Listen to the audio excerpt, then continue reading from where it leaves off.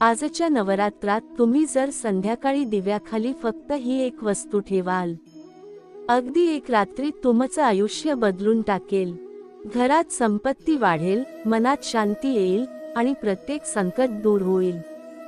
होय, तुम्ही चुकीने हे वाचलं नाही, हे खरंच घडणार आहे। नवरात्र हा देवीचा विशेष पर्व आहे। प्रत्येक घरात घटस्थापना करण्याची प्रथा आहे, पण आज मी तुम्हाला सांगणार आहे एक खास गोष्ट।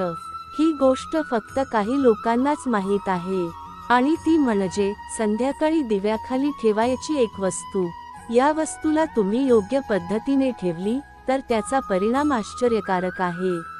दिव्याखाली ठेवणं ही फक्त पारंपरिक क्रिया नाही, ती घरात सकारात्मक ऊर्जा वाढवते। तुमच्या घरात नवे आनंद, संपत्ती आणि शांती येते।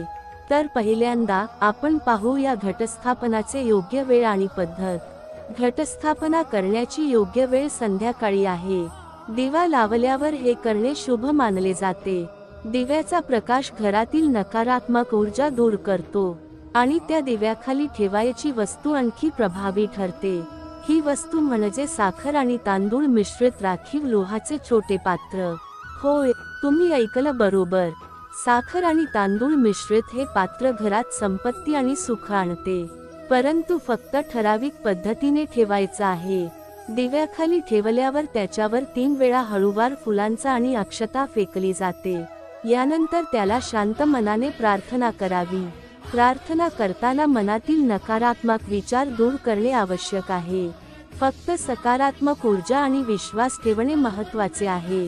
ही क्रिया 7 दिवस चालू ठेवली तर परिणाम अधिक दृढ होतो। 7व्या दिवशी त्या पात्रातील साखर आणि तांदूळ शेतीसारखे घरातील समृद्धी वाढवते। तसेच घटस्थापनानंतर घरातील वाद कमी होतात। घरातील प्रत्येक सदस्य आनंदी आणि शांत राहतो। विशेषतः जे लोक आर्थिक अडचणींमध्ये आहेत त्यांना फायदा होतो। ही वस्तू एक प्रकारे नवीन ऊर्जा साठवते। संध्याकाळी दिव्याखाली ठेवणे हे अत्यंत महत्त्वाचे आहे, कारण रात्रीची ऊर्जा सकारात्मक विचारांना चालना देते। दिव्याचा प्रकाश घरातील अंधार दूर करतो, त्याचप्रमाणे ही वस्तू नकारात्मकता दूर करते। काही लोकांनी अनुभवले की घटस्थापनानंतर घरात आनंद वाढतो, पैशांची अडचण कमी होते, नातेवाईकांमध्ये प्रेम आणि समज वाढते। पण हे लक्षात ठेवा, वस्तू चुकीच्या जागी ठेवली तर परिणाम मिळत नाहीत। ती फक्त दिव्याखाली ठेवणे आवश्यक आहे। दिव्याचा प्रकाश ही ऊर्जा वाढवतो, त्या प्रकाशात साखर आणि तांदूळ पात्राची शक्ती जागृत होते। या क्रियेला संपत्ती आणि सुखाची चाबी देखील म्हणतात। घटस्थापना आधी घर साफ करणे अनिवार्य आहे। कोणीही बाहेरून नकारात्मक ऊर्जा आणू नये। दिव्याखाली ठेवताना आपल्या मनात फक्त शुभ विचार असावेत। हे वस्तू नवरात्र संपेपर्यंत त्याच जागी ठेवली जाते। नवरात्र संपल्यावर त्यातील तांदूळ आणि साखर मातीमध्ये मिसळून टाकावी, म्हणून घरात पुन्हा सकारात्मक ऊर्जा साठते। ही प्रक्रिया प्रत्येक वर्षी नवरात्रात करणे शुभ आहे। काही लोकांनी अनुभवले की घरात अचानक संपत्ती येते, तसेच घरातील वाद कमी होतात, घरात शांती वाढते, मन शांत राहते, कुटुंबातील नातेवाईकांमध्ये प्रेम वाढते, घरातील प्रत्येक सदस्य उत्साहित राहतो, आर्थिक अडचणी दूर होतात। या क्रियेचा प्रभाव अगदी द्रुत दिसतो। काही लोकांनी सांगितले की फक्त एक रात्रीत फरक जाणवतो, पण 7 दिवसाची नियमितता अधिक स्थायी परिणाम देते। घरातील वातावरण बदलते, नकारात्मक विचार दूर होतात। दिव्याखाली ठेवलेली वस्तू एक प्रकारे सकारात्मक शक्ती संकलित करते। ही शक्ती घरातील प्रत्येक सदस्यावर परिणाम करते। मानसिक तणाव कमी होतो, घरात शांती वाढते, घरातील आर्थिक परिस्थिती सुधारते, कुटुंबातील नातेवाईकांमध्ये प्रेम आणि समज वाढते।